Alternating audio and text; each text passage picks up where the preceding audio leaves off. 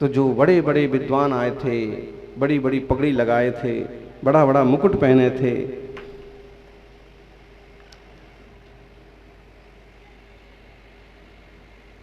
वो जो दुबले पतले विद्वान थे, कमजोर दिख रहे थे, सादा धोती दुपट्टा पहन रखा था, जो ज्ञान और तत्व का बखान उनने किया वो कोई नहीं कर पाया। अंत में जब सब विद्वान गए, सब विद्वान जाने लगे, तो राजा किसी के साथ भेजने नहीं गया, लेकिन सब जाने लगे तो केवल वह उन सादा विद्वान थे उनके साथ उनको भेजने उनकी कुटिया तक गया। ठेठ मंत्रियों ने कहा कि महाराज ऐसा क्यों? जब आए थे तो आपने उनको बहुत ज्यादा सम्मान दिया, और जब गए तो जो बिल्कुल जब अगवानी तो कुछ भी नहीं की, तो भेजने इतनी दूर तक गए। राजा ने कहा, मंत्रियों आते हैं, जब कोई आते हैं तो उनकी सजावट की, उनकी बनावट की पूजा होती है, लेकिन जब जाते हैं तो उनके गुण मालूम पड़ जाते हैं, गुणों की पूजा होती है। और अगर किसी में दोनों चीजें हों तो उसकी बात, जीवन में इस बात पर ध्यान दीजिए, गौर कीजिए। गुणों की वृद्धि हो, ये योगी बैठे हैं, योग की साधना करने वाले सच्चे योगी, आदिनाथ आदि योगी। आदिनाथ आदि योगी दुनिया के सबसे पहले योगी कौन थे? 1500 साल पुरानी, 2000 साल पुरानी, 3000 साल पुरानी जो मूर्तियां मिलती हैं आदिनाथ की, उसमें बहुत जगह आप देखेंगे तो बड़ी बड़ी जटाएं बनाई गई हैं। यूं दिगंबर मुद्रा में पद्मासन में बैठे हैं और बड़ी जटाएं इधर बनी हुई हैं, इधर बनी हुई हैं। कुंडलपुर के बड़े बाबा की मूर्ति देखेंगे तो छोटी 2 जटाएं यहाँ बनी हुई दिख जाएंगी, और देवगढ़ और श्रेयांसगिरी में भी ऐसी मूर्तियां हैं कि जटाएं बनी हुई हैं। अब कोई कहे दिगंबर आदिश्वर जिनेंद्र हैं और इनकी जटाएं बनी हुई हैं, और 3000 साल पुरानी प्रतिमा में, चौथे काल की प्रतिमा में, हाँ वो प्रतीक है। कलाकारों ने जब मूर्ति बनाई तो उन्हें पुराण की बात वो याद रही कि आदिनाथ ने 1 साल तक लगातार तप किया था, 1000 साल तक तप किया था, और जब तप को बैठे थे तब तो केश लुंचन किया था, लेकिन बाद में ध्यान में ऐसे डूबे कि जटाएं भी बड़ी बड़ी हो गई तो भी उन्हें पता नहीं पड़ा। इसीलिए आदिनाथ को ही लोग जटा शंकर बोलते हैं, आदिनाथ को ही महादेव बोलते हैं। आदिनाथ जिनका वृषभ का चिन्ह था, आदिनाथ जिनका रत्नत्रय का त्रिशूल था, आदिनाथ जिनने जन्म जरा मृत्यु रूपी त्रिपुरों का नाश किया था, त्रिपुरारी। आदिनाथ जिनने काम का पूरी तरह से विध्वंस करके पूर्ण निष्काम स्वभाव को उपलब्ध किया था। आदिनाथ जिनने 4 घातिया कर्मों का नाश करके अर्धनारीश्वर, अर्धम ते नारयो यस्मात् दर्धनारीश्वरो शतः, अर्धनारीश्वर कहलाए। और आदिनाथ जिनने सबसे पहले इस दुनिया को रहने सहने जीने मरने का रास्ता भी सिखाया था, संसार और मोक्ष का मार्ग भी बताया था, वो आदि योगी हैं। आज योग दिवस पर हमें यूं आदिनाथ स्वामी का स्मरण करें। आत्मार्थियों, योगीश्वरान, योगीश्वर कौन है? हाँ देखो, आदिनाथ योगीश्वर है। योगीश्वरम विदित योग मनेक मेकम।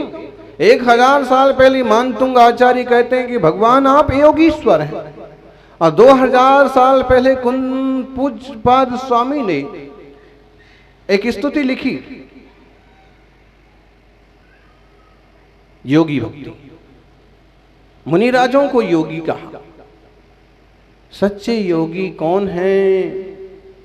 जिन्होंने योगों को जीता है, जिनने योगों को साधा है। योग तो सबके हैं पे और योगी तो सभी हैं, अकेले बाबा रामदेव योगी नहीं है क्या? वो तो ब्रांड बन गए हैं, बाकी सभी योगी हैं। योगी कैसे हैं समझना। योग सबके पास है, सबके पास योग है। मन योग, वचन योग, काय योग, 3 योग हैं। और आप तभी तो बोलते हैं हे स्वामी मन शुद्ध है, वचन शुद्ध है, काय शुद्ध है, पधारिए। कहां पधारिए जी? अगले गांव पधारिए। जिसका मन शुद्ध होगा, वचन शुद्ध होगा, काय शुद्ध होगा, आहार शुद्ध होगा, वो अगले गांव पधारने की बात नहीं करेगा। वो तो क्या कहेगा? घर में प्रवेश कीजिए, हमारे यहां आइए। अरे चलते फिरते योगी आदिनाथ के रूप इस नगर में पधारे हैं, सौभाग्य है। मुनीश्वर कह रहे थे ना अभी,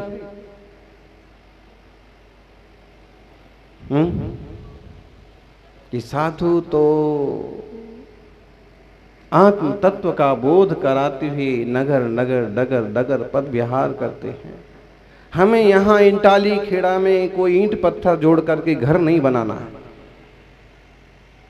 और बोलो भाई, जब हमने शहर पसंद नहीं किया तो खेड़ा क्यों पसंद करेंगे? हमें तो बस 2-4 दिन कुछ बातें आप लोगों को बता करके यहां से निकल जाना है। और ये आपको भी होश होना चाहिए कि इस गांव में आ गए हैं तो भी हमें 150 साल से ज्यादा नहीं यहाँ रहना है। 100-125 साल से ज्यादा कोई रहा नहीं है और हमें भी एक दिन जाना है। इसलिए जाने के पहले जीने का तरीका सीख लेना।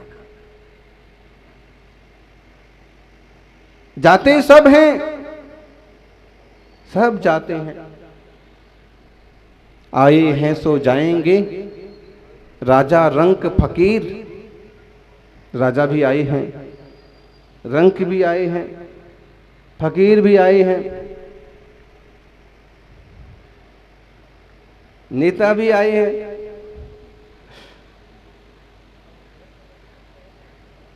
भूता भी आए हैं। ठीक है, आए हैं सो जाएंगे, राजा रंक फकीर। कोई पालखी चढ़ चले, कोई बंधे जंजीर। आए हैं सो सब जाएंगे।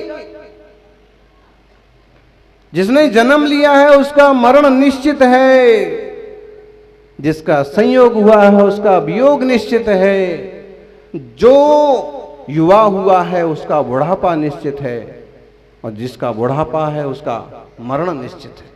और इस कोरोना के जमाने में तो हम ये भी नहीं कह सकते कि कौन कब हमारे बीच से चला जाए। पिछले दिनों तो हमने एक प्रार्थना और की, आपको थोड़ा उल्टा लगेगा, लेकिन हमने भगवान से ऐसी प्रार्थना की कि जो 70-80 के हो गए वो भले चले जाएं, लेकिन जो 40, 45, 50 के जिनके आधार पर पूरा परिवार है, कम से कम ऐसे लोगों का आयुष्य तो बढ़े, ताकि अनाथ होने का कष्ट किसी परिवार को ना भोगना पड़े। कुछ नहीं कह सकते हैं, ये हमारी प्रार्थना है। सर्वे भवन्तु सुखिना, सब सुखी हों। सर्वे सन्तु निरामया, सब स्वस्थ हों। सर्वे भद्राणि पश्यन्तु, सभी कल्याण को, आनंद को देखें। मां कश्चित् दुख भाग भवेत्। ये हमारी प्रार्थना और प्रार्थना करना चाहिए, क्योंकि प्रार्थना करते हैं तो कभी ना कभी, कहीं ना कहीं सुनी जाती है। पारस भरत की प्रार्थना चल रही थी बड़ी लंबे समय से, डगार वालों की कोशिश चल रही थी बहुत समय से, और प्रार्थना कभी ना कभी तो सुनी जाती है। एक खेड़ा वाले भी कम नहीं हैं, यहाँ के भी कई सारे युवक, कई सारे लोग बार बार आग्रह कर रहे थे। और देखिए तो छोटा सा गांव और इतना बड़ा दिल है। आग्रह तो कर रहे हैं चतुर्मास के लिए। अच्छा, इतना बड़ा संघ चतुर्मास करेगा तो जम जाएगा आप लोगों को? क्या जमेगा? ज्ञानी भाव तो बड़े रखो, हैं? और ये आपका सही है, भाव तो बड़े रखो। बड़े भाव रखेंगे तो भगवान बड़ी ताकत भी देगा। कभी कभी कुछ लोगों को लगता है कि हम चतुर्मास करा रहे, वास्तव में तुम कौन होते हो चतुर्मास कराने वाला? जो इतना बड़ा योगी है, इतना बड़ा तपस्वी है, इतना बड़ा त्यागी है, वो तो जहां बैठ जाएगा वहां हो जाएगा। और एक सादा सा आदमी उसके सेवा में आएगा तो उसको भी वो इस लायक बना देगा कि वो सब कुछ कर पाएगा। तपस्वी सम्राट की ऐसी 2-4 घटनाएं हैं। उनने अमुक श्रावक को कहा कि बस हाँ बोल, और भक्त था, उसको पता है कि मेरी औकात तो नहीं है कि अभी हाथों हाथ 500 रुपये दे दूं, लेकिन उनने कहा हाँ बोल, हाँ बोल दिया। और उसने फिर जो कुछ पाया वो इस लायक बना कि पूरे गांव को भी एक साथ जमाने की हिम्मत रखता। इसलिए कभी छोटा मन नहीं रखना, छोटा नहीं सोचना, अच्छा सोचना। कम से कम धर्म ध्यान के मामले में, भक्ति के मामले में, सेवा के मामले में, दान के मामले में छोटा नहीं सोचना। ऊंचा सोचोगे ऊंचे बनोगे, छोटा सोचोगे छोटे बनोगे, खोटा सोचोगे खोटे बनोगे, अच्छा सोचोगे अच्छे बनोगे। ये मनोयोग की ताकत है। अकेला फूफा करने का नाम योग नहीं है। वो तो ठीक है, शरीर के स्वास्थ्य के लिए अनुलोम विलोम भी जरूरी है, कपालभाति भी जरूरी है, फूफा भी जरूरी है, लेकिन मन योग सबसे ज्यादा जरूरी है। वचन योग की संभाल ज्यादा जरूरी है, काय योग की संभाल भी जरूरी है, लेकिन काय योग को संभाल करके भी अगर तुमने वचन ना संभाला, मन ना संभाला, तो सब बेकार है। काय योग संभालते हैं बहुत लोग, कितना बढ़िया कंघी करेंगे, बार बार देखेंगे, हैं? मूछें संभालते बैठे रहेंगे, कहीं बाल इधर उधर तो नहीं जा रहा है, बिल्कुल अमित शाह बन के आ जाएंगे, है ना? नितिन भाई खड़े हो जाएंगे तो अभी हाल गांव बिल्कुल।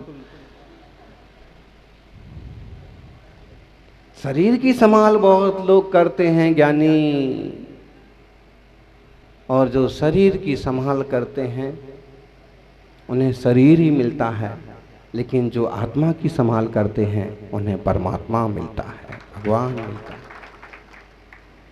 ए मुनि देह की संभाल नहीं करते। देखो फक्कड़ साधु, तन पर धागा नहीं है, अरे एक लंगोट तो हो सकती, भाई उन्हें लंगोट संभालने की भी भावना नहीं है। लंगोट में भी दिमाग लगाने की जरूरत नहीं है, सहज हैं, शांत हैं, निर्द्वंद हैं। जिस कारण से दुनिया को ये सारा ओढ़ना पड़ता है, जिस कारण से दुनिया को ये सब तमाशा करना पड़ता है, उन कुभावनाओं को ही उन्होंने खत्म कर दिया, वासनाओं को ही मिटा दिया। अब केवल आत्मा को संभालते हैं, और ये आत्मा एक दिन परमात्मा से मिल जाएगा, परमात्मा स्वरूप हो जाएगा। सच्चे योगी तो ये हैं। इसलिए ऐसे योगियों की आराधना जरूर करना, सेवा जरूर करना, इससे आपका जीवन भी योगमय होगा, मंगलमय होगा।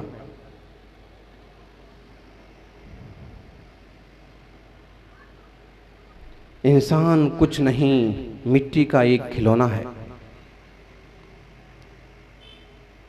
चूंकि इंसान बहुत बड़ी चीज है, बहुत बड़ी हस्ती है, इसी में से कोई प्रधानमंत्री बनता है, इसी में से कोई राष्ट्रपति बनता है, कोई वैज्ञानिक बनता है, कोई पायलट बनता है, कोई कलेक्टर बनता है, कोई कंडक्टर बनता है, कोई टीचर बनता है, कोई फटीचर बनता है, इसी में से बनते हैं। लेकिन फिर भी इंसान कुछ नहीं, मिट्टी का एक खिलौना है। कर्मों की गति के आगे वह हर पल बोना है। इंसान कुछ नहीं, एक मिट्टी का खिलौना है।